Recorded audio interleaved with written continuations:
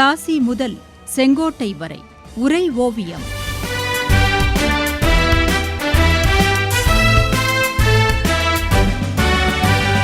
சும்மாவா வந்தது சுதந்திரம் என்பது, சும்மாவா வந்தது.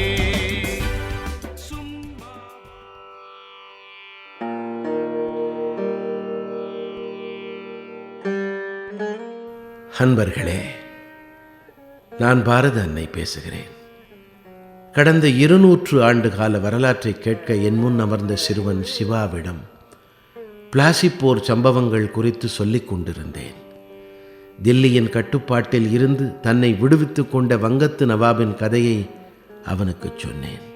வணிக நிறுவனமான கிழக்கிந்திய கம்பெனி வரிவிலக்கு விவகாரத்தில் வங்கத்து நவாபுடன் மோதி அவ்வளவு பெரிய வெற்றியை பெற்றதா தாயே என்று ஆச்சரியத்துடன் கேட்டான் சிவா.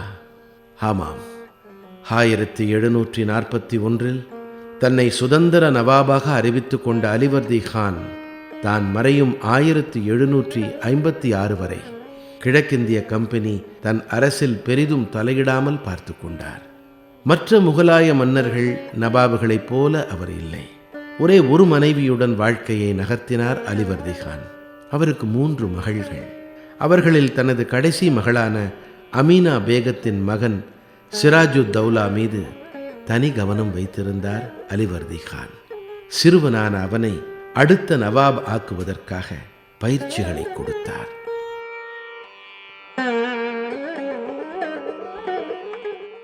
ஆனால் அதுவே அவரது மற்ற 2 மகள்களின் வாரிசுகளிடம் பொறாமையாக உருவெடுத்தது. 1756 அலிவர்தி கான் தனது 80வது வயதில் மறைந்தார். அதன்பின் அடுத்த நவாப் யார் என்பது குறித்து சர்ச்சை ஏற்பட்டது. அலிவர்தி கானின் மகள்களான சௌத் ஜங் மற்றும் கசீதி பேகம் தங்கள் வாரிசுகளுக்கே நவாப் பதவி என்று முன் நின்றார்கள். கசீதி பேகம் பெரும் செல்வம் படைத்தவராக இருந்தார். அவரது மகன் மற்றும் பிற வாரிசுகளிடம் இருந்து 23 வயது இளைஞனான சிராஜுத்தௌலாவை நவாப் ஆக்கக்கூடாது என்று பெரும் எதிர்ப்பு கிளம்பியது. அப்போது படைத்தளபதியாக இருந்த மீர் ஜாஃபரும் வங்க நவாபாக முடிசூட்டிக் கொள்ள வேண்டும் என்ற பேராசையில் இருந்தான். குடும்பத்தில் ஏற்பட்ட உரிமை சண்டை மீர் ஜாஃபருக்கு மேலும் தூண்டில் போட்டது. சிராஜுத்தௌலா தன் பெரியம்மா கசீதி பேகத்தின் செல்வங்களை தனதாக்கி அவரை வீட்டுச் சிறையில் அடைத்தான். தான் நவாபாக முடிசூட்டிக் கொள்ள தேவையான நடவடிக்கைகளை எடுத்தான். மீர் ஜாஃபர் விலக்கப்பட்டான். அந்த இடத்தில் மீர் மாத்தன் நியமிக்கப்பட்டான். இந்த குழப்பங்கள் ஈஸ்ட் இந்தியா கம்பெனியினருக்கு மேலும் தூண்டில் போட்டது. வங்க நவாபுடன் போரிடுவதற்கு இரகசியமாக தயாரானார்கள். கங்கை கரையின் ஓரத்தில் அப்போதிருந்த வங்கம் எப்படிப்பட்ட செல்வச் செழிப்பை கொண்டிருந்தது தெரியுமா என் மகனே? அது செழிப்புடன் இருந்ததாலேயே ஐரோப்பியர்கள் தங்கள் வர்த்தக நிறுவனங்களை அங்கே கட்டமைத்தார்கள். கிழக்கிந்திய கம்பெனியினரும் கூட பொருளாதார ரீதியாகவும் அரசியல் ரீதியாகவும் வங்காளத்தில் காலூன்றுவதை மிகுந்த லாபகரமானது என்றே கருதினார்கள். வங்காளத்தில், முக்கியமாக கல்கத்தாவில் தங்கள் வர்த்தக செயல்பாட்டை மேலும் விரிவுபடுத்த வேண்டும் என்று விரும்பினார்கள். வங்காளத்தில் அப்போது டச்சுக்காரர்களும் கிழக்கிந்திய கம்பெனி வைத்திருந்தார்கள். அவர்களும் மேலும் சில ஐரோப்பிய வர்த்தக போட்டியாளர்களை கொண்டிருந்தார்கள். டச்சுக்காரர்கள் சினசுராவிலும் பிரெஞ்சுக்காரர்கள் சாண்டர்னகோரிலும் தொழிற்சாலைகளை நிறுவியிருந்தார்கள்.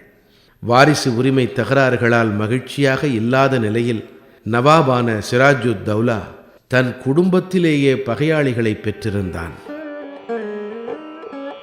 இளவயது, முதிர்ச்சியற்ற மனம், சூழ்நிலைகளை கையாளும் திறன் இல்லாதது என சிராஜுத்தௌலா தள்ளாடி கொண்டிருந்தான்.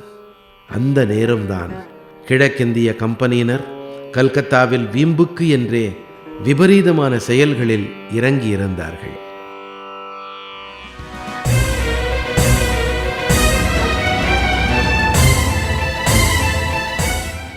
பிளாசி முதல் செங்கோட்டை வரை உரை ஓவியம் கேட்டீர்கள்.